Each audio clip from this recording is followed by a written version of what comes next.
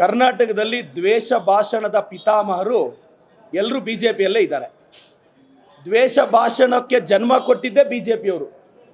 ಮಾನ್ಯ ಯತ್ನಾಳವರು ಅವರು ಭಾಷಾ ಪ್ರಯೋಗ ಅಬ್ಬಬ್ಬಬ್ಬ, ಸರಸ್ವತಿ ದೇವಿನೂ ಭಯ ಬೀಳ್ತಾರೆ. ಅಶೋಕಣ್ಣ, ವಿಜೇಂದ್ರಣ್ಣ, ಸಿ ಟಿ ರವಿಯವರು, ಮತ್ತು ಈ ದ್ವೇಷ ಭಾಷಣದ ಅನಧಿಕೃತ ಪಿತಾಮಹ ಛಲವಾದಿ ನಾರಾಯಣ ಸ್ವಾಮಿ ಅವರು ಆವಾಗವಾಗ ಅದಕ್ಕೆ ಪಿತಾಮಹ ಆಗ್ತಿರ್ತಾರೆ. ಮತ್ತು ಅಲ್ಲೊಬ್ಬರು MLC ರವಿ ಅಣ್ಣ ಇದ್ದಾರೆ, ಅವರು 6 ಅಡಿ ಕಟ್ಔಟು, ಬಟ್ 3 ಅಡಿ ಇದ್ದಾರೆ ಅಷ್ಟೇ.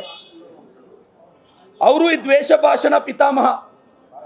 ಇವ್ರಿಗೋಸ್ಕರ ಇವ್ರು ನಿಯಂತ್ರಣ ಮಾಡೋಣ, ರಾಜ್ಯದ ಜನತೆ ದಿಕ್ಕು ತಪ್ಪಿಸ್ತಿದ್ದಾರೆ ಅಂತ ನಾವು ಬಿಲ್ ಮಾಡಿದ್ವಿ ಅಂತ ಬಿ ಜೆ ಪಿಯವ್ರು ಹೇಳ್ತಾರೆ.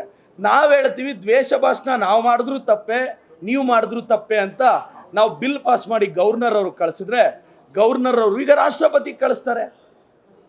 ಯಾಕೋ ಸಂವಿಧಾನಕ್ಕೆ ನಮ್ಮ ರಾಜ್ಯಪಾಲರು ಅವಮಾನ ಮಾಡ್ತಿದ್ದಾರೆ. Honourable governor ji, you are insulting our constitution.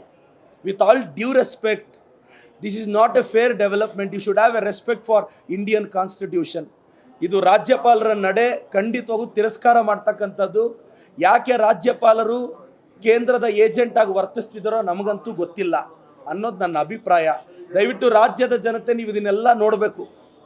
ಯಾರೆಲ್ಲ ಬಿ ಜೆ ಪಿಗೆ ಓಟ್ ಹಾಕಿದ್ರಲ್ಲ, ನೀವು ನೋಡಬೇಕು, ಈ ಗಮನ ಡೆವಲಪ್ಮೆಂಟ್ ಹಾಕಬೇಕು. ಆಯ್ತಪ್ಪ, ಭಾಳಷ್ಟು ಜನ ನಾನು ಯಂಗ್ಸ್ಟರ್ಸ್ ಕೇಳ್ತೀನಿ, ಏನೋ ಯಾರ ಮುಖನೋ ನೋಡ್ಕೊಂಡು ಓಟ್ ಹಾಕಿದ್ರಲ್ಲ ಬಿ ಜೆ ಪಿಗೆ, ಕರ್ನಾಟಕಕ್ಕೆ ಏನು ಬಂದಿದೆ ಕೇಳಿ ನಿಮ್ಮ ಸೋಷಿಯಲ್ ಮೀಡಿಯಾದಲ್ಲಿ.